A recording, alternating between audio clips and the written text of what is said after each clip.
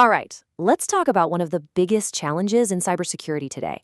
How in the world do we build digital identities that are safe from the hackers we have now and also completely immune to the crazy powerful quantum computers of tomorrow? Let's dive right in. I know. It sounds like some kind of magic trick, right? But believe it or not, this one question gets to the very heart of the biggest flaw in password security. See, every time you log into anything, you're fundamentally trusting that server with your secret. But what if you just didn't have to? So, how do we pull this off? Well, the answer lies in a really fascinating piece of cryptographic technology.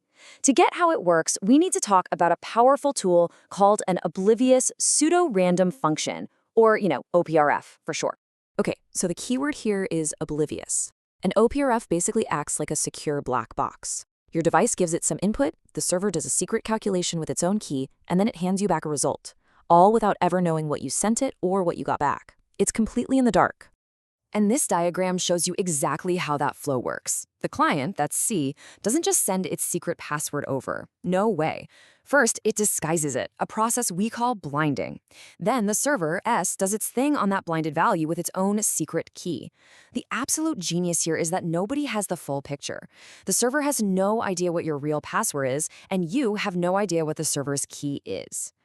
So it all boils down to this three-step cryptographic dance. First, you blind your secret. Imagine putting your password into a locked box that only you have the key for. Second, the server takes that locked box, adds its own secret sauce to it, and gives it back. And third, you use your key to unlock the box and get the final, super secure value.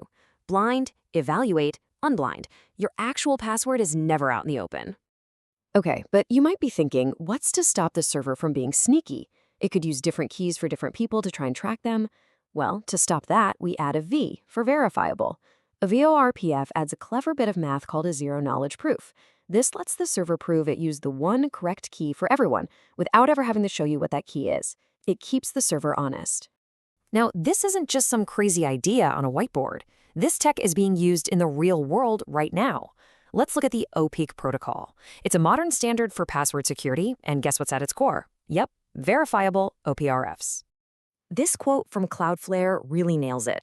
Instead of the server storing a hash of your password like they do now, it stores something we can think of as a secret envelope.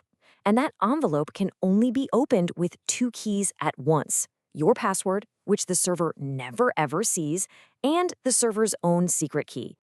And this leads to a pretty revolutionary idea, something that projects like Axiom are calling a vaultless passkey. Now think about this for a second. It means your private key, the thing that is digitally you, isn't actually stored anywhere. Not on your computer, not on a server. It's perfectly recreated from your password every single time you log in. It does its job, and then poof, it vanishes. So this system is incredibly strong against any computer we have today. If a hacker breaks into the server, the database they steal is pretty much useless. But as amazing as this is, there is a massive, almost existential threat just over the horizon. You see, the math protecting all of this stuff is basically a one-way street. It's incredibly easy to compute in one direction, but nearly impossible to reverse. For a normal, classical computer, figuring it out would literally take billions of years. It's that hard. And then quantum computers enter the chat. A powerful enough quantum computer running something called Shor's algorithm doesn't just solve that math problem, it completely shatters it. The one-way street becomes a two-way highway. The entire security model would just be obsolete overnight. So what do we do? How on earth do we build an identity system that's safe now and also safe in that quantum future? Well, this is where a really clever hybrid strategy comes into play. People have started calling it the sandwich approach, and you're about to see why. It's an elegant defense-in-depth sandwich. You take the whole VOPRF exchange, the filling, and you wrap it inside a secure tunnel.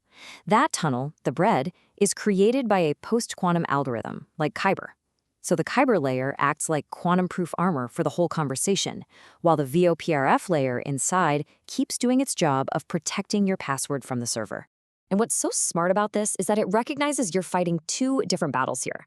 The Kyber part creates a secure channel. It protects the conversation while it's in transit.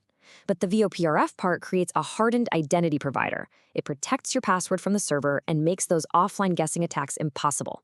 You need both. This table just lays it all out. It really brings it home. Look, if you use Kyber by itself, yeah, it's quantum resistant, but it's terrible for offline attack protection. And the key is random every time, which is useless for an identity. Now, VOPRF alone, it's great against offline attacks and gives you a consistent key, but a quantum computer will eat it for lunch. It's only that hybrid approach, the wrapped VOPRF, that gets you a high on everything that matters. Okay, we've waded through a lot of deep cryptography here. So what's the bottom line? Why should you actually care about this whole cryptographic sandwich? It matters because this is how we can finally build a truly vaultless or zero material identity. It protects us from the massive server breaches that happen all the time, because even if they're hacked, there's nothing valuable to steal. And it protects us from that terrifying future threat of harvest now, decrypt later, where attackers are recording our data today, just waiting for a quantum computer to crack it tomorrow. This hybrid approach gives us a powerful path forward. It's a blueprint for an identity that is truly, provably ours, one that can't be stolen from a server and can't be broken by the computers of the future. And that leaves us with one last big question.